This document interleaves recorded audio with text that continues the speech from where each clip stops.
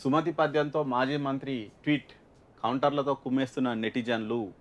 BRS working president కేటీఆర్కి అలా సంచలన tweet చేశారు. పెద్దవాళ్ళు ఎప్పుడో చెప్పారంటూ సుమతి శతకంలో భాగంగా కనకపు సింహాసమున శునకము కూర్చుండబెట్టిన అనే ఒక పద్యం ట్వీట్ చేశారు. దానికి ట్వీట్పై నెటిజన్లు సీఎం రేవంత్ రెడ్డి కౌంటర్ అంటూ కామెంట్స్ పెడుతుండగా, ఎక్కువ మంది మాత్రం 10 ఏళ్ళు అధికారంలో కూర్చున్న మీకే ఈ పద్యం సరిపోతుందని సెటైర్లు వేస్తున్నారు.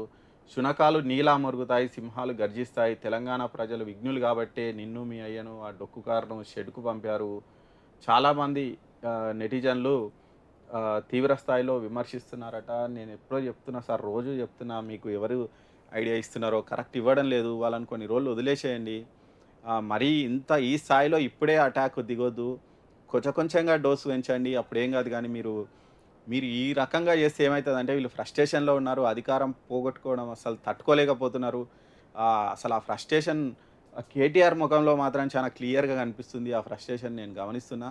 ఒక ఆఫ్టర్ అధికారం కూడా నేను గమనిస్తూనే ఉన్నా. కాకపోతే ఆయన ఫ్రస్ట్రేషన్ మాత్రం చాలా పీక్ స్థాయిలో కనిపిస్తుంది.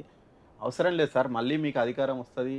మీరు ఎలాగ కష్టపడని, గానీ ఈ స్థాయిలో ఇప్పుడే చేయకండి. ఇలాంటి పద్యాలు ఇవన్నీ చేస్తే కరెక్ట్ గాదు. ప్రజలు ఎవరిని ఎన్నుకోవాలనేది వాళ్ళ క్లారిటీగా ఉంది. తెలంగాణ ప్రజలు అప్పజెప్తేనే ఆయనకు అధికారం వచ్చింది. ఆయన ఎవరిని గుంజుకోలేదు. వేరే పార్టీ వాళ్ళని చేర్చుకొనైతే సీఎం గాలేదు.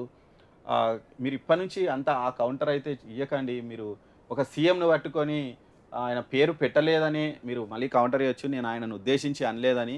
కాకపోతే మీ అంటే మీ మనసులో ఉన్నటువంటి ఉద్దేశ్యం అయితే అందరికీ చాలా క్లారిటీగా తెలుస్తున్నది. ఇలాంటి కౌంటర్ అటాక్‌లు ఇప్పుడే ఇయ్యకండి.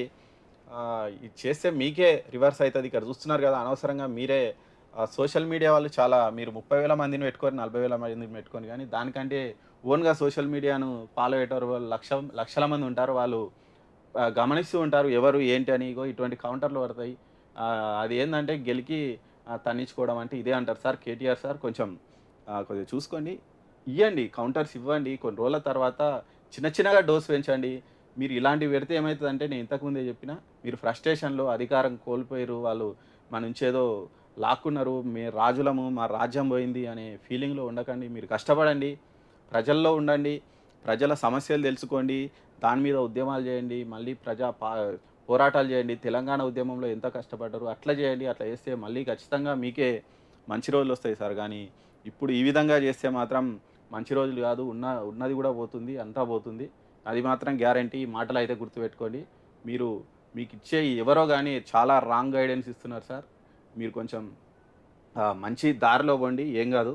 ఆహ్, ఇగ చూడండి, మీకు 10 ఏళ్ల అధికారంలో కూర్చున్న మీకే ఈ పద్యం సరిపోతుందని కొంతమంది కౌంటర్ అటాక్ ఇచ్చారట.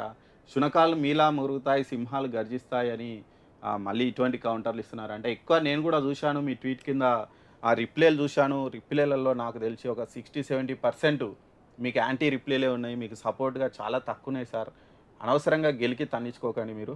మీరు కొంచెం జాగ్రత్తగా పోరాటాలు చేయండి. ఖచ్చితంగా మీకు మంచి రోజులు రావాలని నేను కూడా కోరుకుంటున్నా సార్. కానీ ఈ పద్ధతిలో పోతే మాత్రం మీకు మంచి రోజులు ఇప్పట్లో వస్తాయో రావో అని అయితే చెప్పలేను.